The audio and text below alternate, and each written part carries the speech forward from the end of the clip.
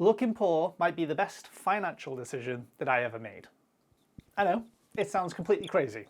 It doesn't sound right. But in today's video, we're going to explore all the things that I mean when I say looking poor and how potentially looking poor could help you in terms of savings and investments. Let's get into the video. Hey, if you're new here, I'm Brett. I talk about everything from pensions to investments to savings to looking poor, as we're talking about in this video. If that sounds like it's something that interests you, hit subscribe down below and check out some of the other videos that I've made on the channel. Let's get into the video. What do I mean by looking poor will make you rich? I'll make you rich. Well, quite simply, there is a cost to looking rich if it's not self-explanatory. This affects people every single day as they try to maintain these things that they are paying for in order to look rich. So it might be PCP car finance, it might be the latest phone every year, it might be a new flashy MacBook Pro or whatever it might be. All of these things add up.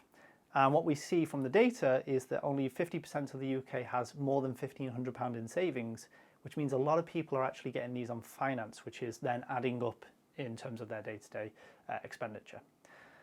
In terms of why people do this, from my perspective, it's all about keeping more experiences. And there's a lot of psychological studies that kind of back this hypothesis up.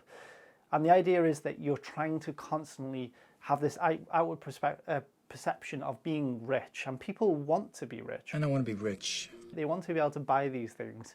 And banks and finance providers love to give it to people, and they'll want to keep pushing that debt to people.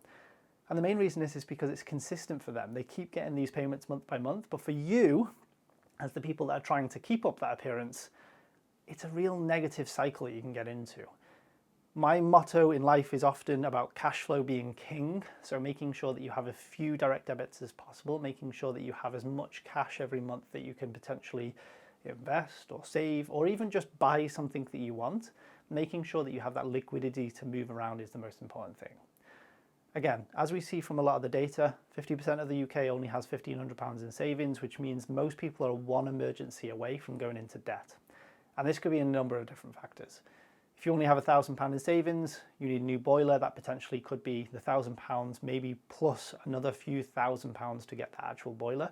And that will have to go on a debit card, credit card, overdraft, debt to the provider, whatever it might be. All of a sudden people are into debt.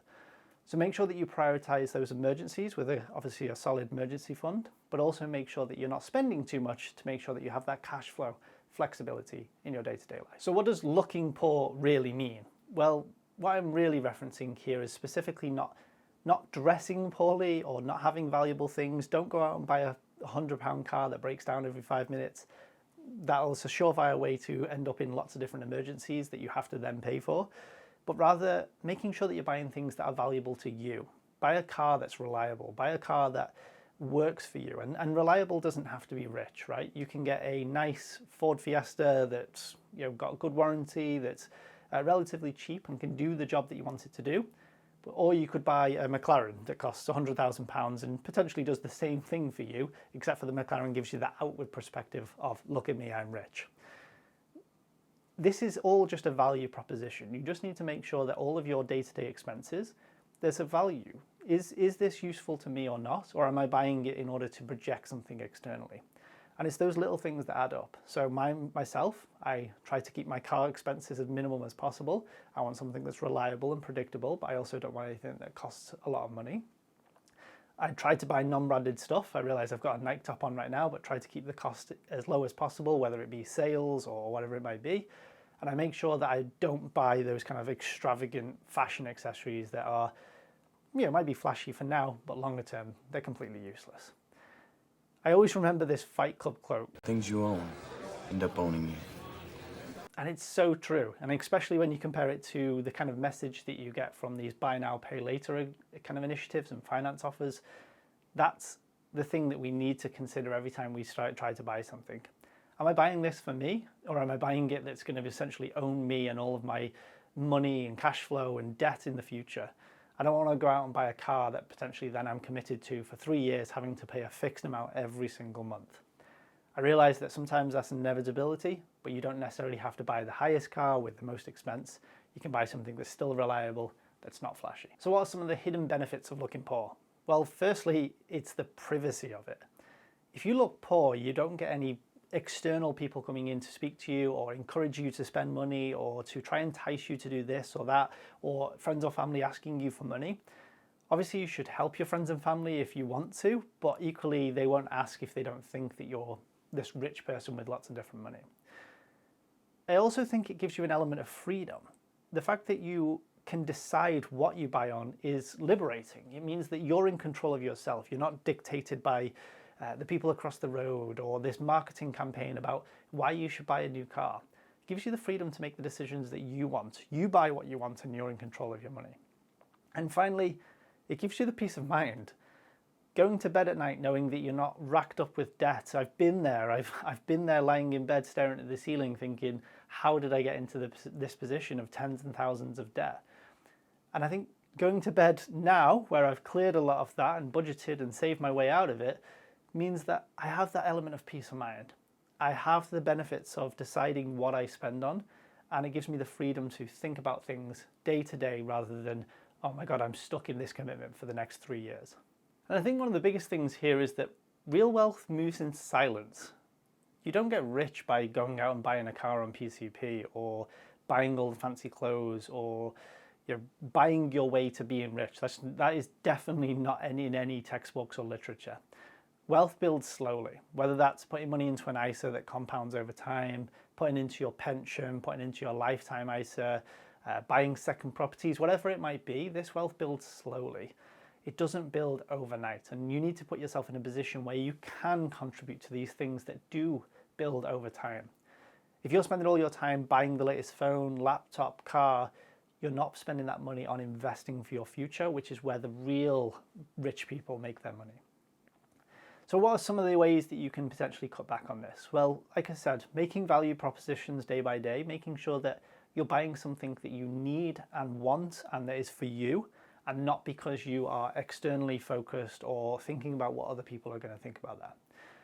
I'd say that if you look at my previous video all about saving hacks, about how you can potentially improve your savings, one of the things I talk about in that video is specifically something that I do, which is called 6 accounts.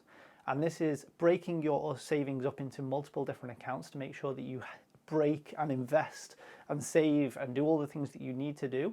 And then with free money or play money or anything that you have left over, then maybe you can splurge and splash if that's what you like.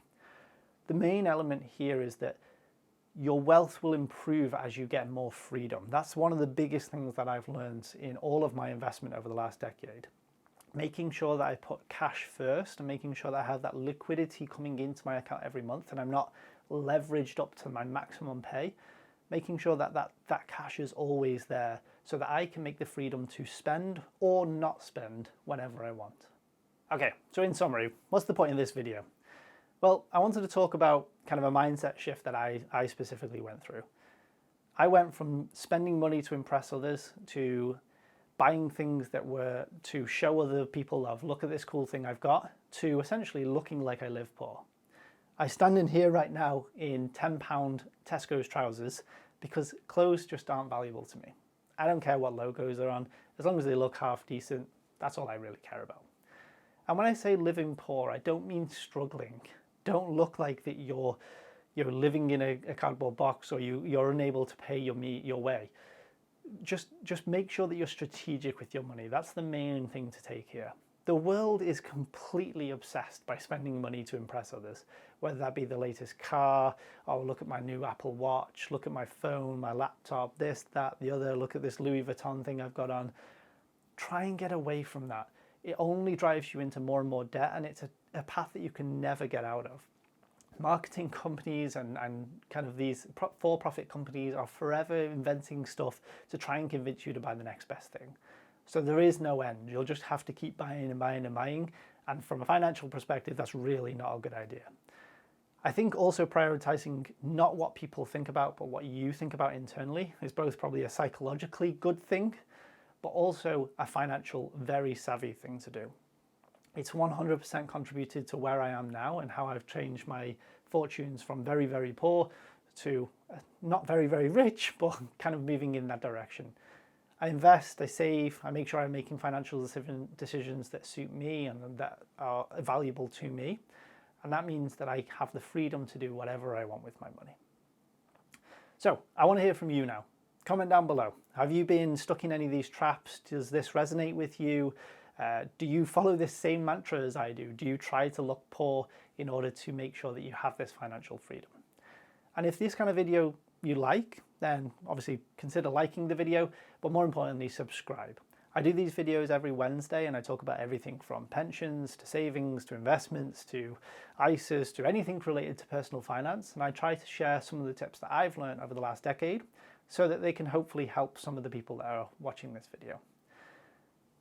Until next time, please look poor. That's a good start. But stay smart, stay savvy, make sure you're investing for the future, make sure you're saving, and I'll see you soon.